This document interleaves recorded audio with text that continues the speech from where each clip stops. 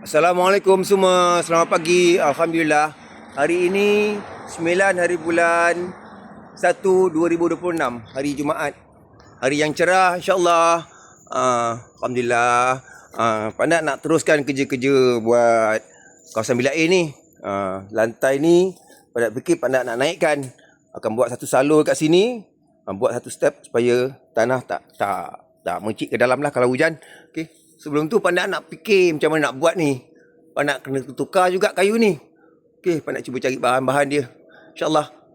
Mudah-mudahan Allah Ta'ala pemudahkan kerja kita. Okey, doakan Mandak sihat. Doakan Mandak sihat. Doakan Wan sihat. Okey, doakan keluarga kita sihat semua. InsyaAllah. Sahabat-sahabat semua. Moga-moga sihat hendaknya. Moga Allah Ta'ala memudahkan segala urusan-urusan kerja kita. InsyaAllah. Assalamualaikum. Sayang semua. Assalamualaikum semua. Alhamdulillah. Pendak dah dapat potong. Keluarkan kayu-kayu yang kena makan anak-anak itu. Okey. Sebelum Pendak potong ni tadi, Pendak dah cek dulu. Dinding ni semua ada paku 4 inci tu, atas bawah, yang memegang dinding ni terus ke tiang. Okey. Dan kayu untuk gantikan pun Pendak dah dapat dah. Alhamdulillah. Mungkin selaras dengan tembok nanti, sejajar dengan tembok yang kita buat untuk bilik air ni. InsyaAllah. Doakan Pendak mudah-mudahkan segala kerja. InsyaAllah. Amin. Amin. Amin. Assalamualaikum semua. Alhamdulillah. Selamat pagi. Hari ini 10 hari bulan 1 2026. Pendak ada dengan Awis hari ni. Assalamualaikum Awis. Salam. Alhamdulillah. Pendak ni nak minta tolong Awis naikkan jenang pintu ni. Ni kayu rasuk pelancar terakhir yang Pendak simpan-simpan, tak tahu nak bawa ke mana. Rupanya kat sini dia nak duduk. Jenang pintu kanan ni akan turun insya-Allah. Ni Pendak dah tebuk untuk menguatkan sambungan.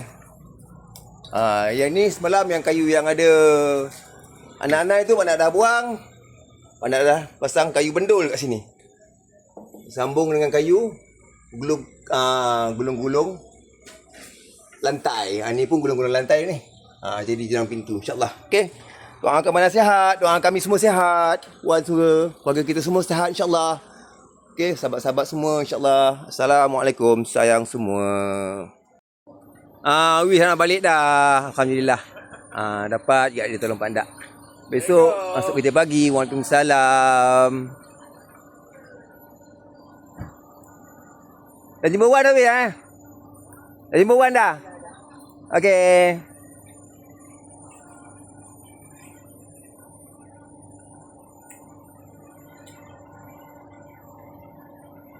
Panjang pula video Bye. Bye-bye jalan. Salam. Love you. Nanti tolong. Ya Allah. Keladak ni. Abang ajak dia cuci kereta tak nak? Bye. Bye. Bye. Dah balik. Assalamualaikum semua. Alhamdulillah. Ni tadi Awis tolong Pendak naik jenang pintu. Alhamdulillah. Naik. Memang Pendak tak boleh buat seorang ni. Duk fikir siapa yang dapat nolong. Alhamdulillah. Awis datang balik kampung, jumpa mak dia, jumpa ayah dia, jumpa wan dia. Dapat dia nolong. Alhamdulillah. Dah tegak. Jadi Pendak dah boleh sambung kerja-kerja kat Batu. InsyaAllah. Mudah-mudahan Allah segala kerja-kerja insya-Allah. Assalamualaikum semua.